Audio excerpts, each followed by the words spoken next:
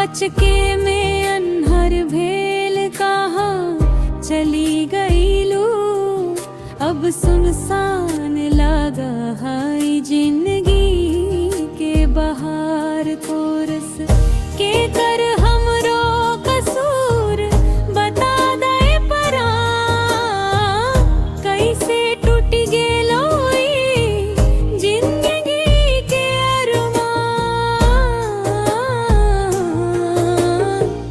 तोहरा बिना रोवाह हमरो इहिया हो।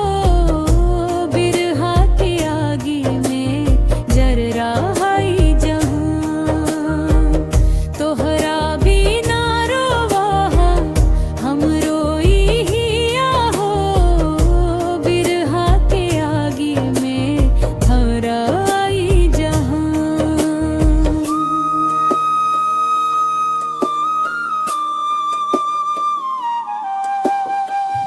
तोहरा से मिलला पर हंसी अब होठ पर